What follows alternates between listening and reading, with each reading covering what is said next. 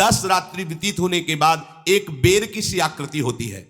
फिर उसके बाद उसमें धीरे धीरे मांसपेशियां बढ़ने लगती हैं। 1 महीने में उसके सिर निकल आता है, 2 महीने में हाथ पांव अंगों का विभाग होता है, तीसरे महीने में नख रोम अस्थि चर्म स्त्री पुरुष के चिन्ह प्रकट हो जाते हैं, 4 महीने में मांसादि 7 धातुएं प्रकट हो जाती है, 5वें महीने में चेतना जागृत हो जाती है।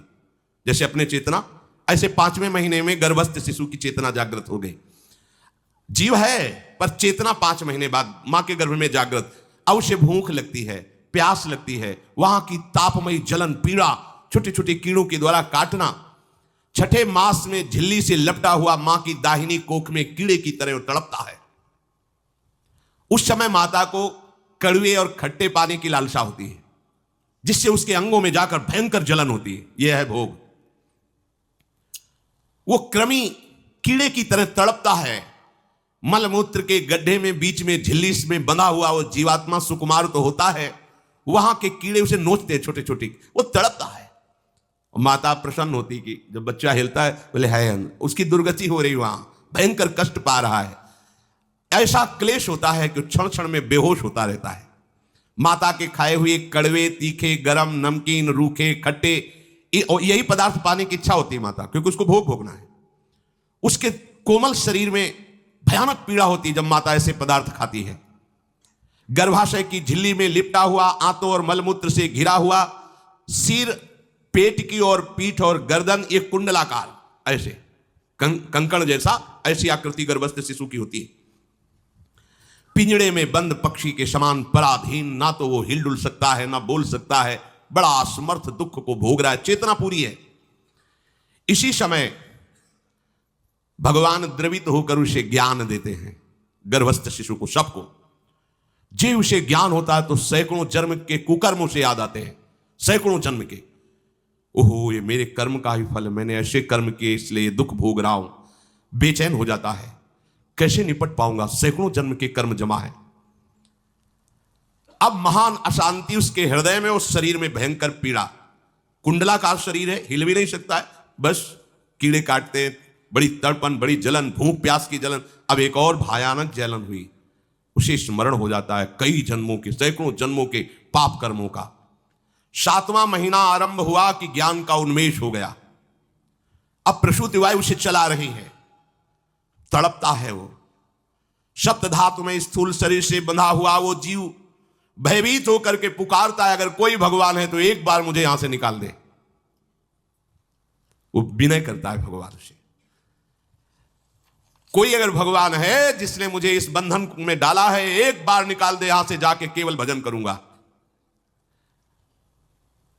जीव कहता, जंतुरुवाच तस्योपशन्नमवितुम जगदिच्छयात् नाना तनोर्भुवि चलच्चरणारविंदम सोहम ब्रजामि शरणम रकुतो भयम में येने दृशी गतिरदर्श सतोनुरूपा।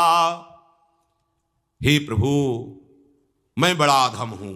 ये ज्ञान भगवान की तरफ से गर्भस्थ शिशु को होता है। देखो, स्वयं वो इतना कष्ट पा रहा है, फिर जब आप गर्भ हत्या करते हैं तो आपका पाप कितना बड़ा होगा, सोचो।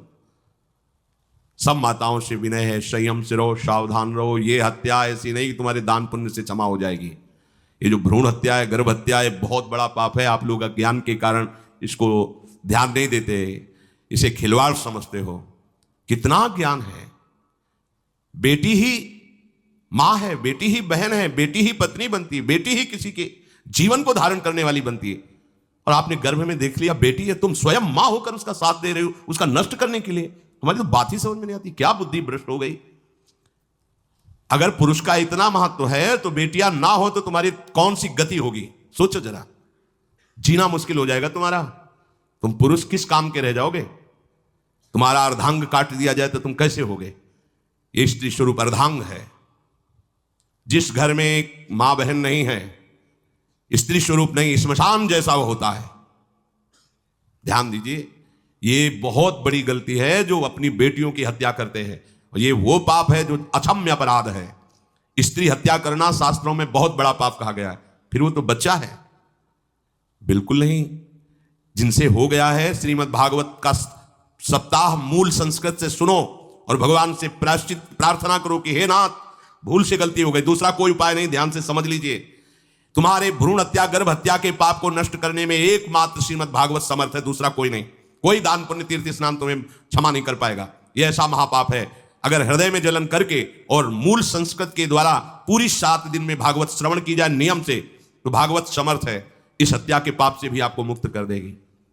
जिनके ऐसे हत्या हो गई हो करवा लो, नहीं तो बुद्धि आगे भ्रष्ट करके तुम्हें हरि गुरु से विमुख कर देगा।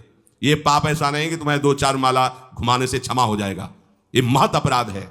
सबकी समझ में नहीं आता, समझ जाओ, नहीं तो आप जहां भी हो वहीं से भ्रष्ट कर देगा। यह अपराध नष्ट नहीं होगा, श्रीमद् भागवत की कृपा से नष्ट हो जाएगा। यह हमें बहुत विश्वास है। श्रीमद् भागवत सप्ताह की यह है ही महामहिम। प्रीत योनि को प्राप्त धुंधकारी को सीधे भगवत पार्षद स्वरूप देकर परम पद में आरूढ़ कर दिया, केवल 7 दिन की मूल संस्कृत।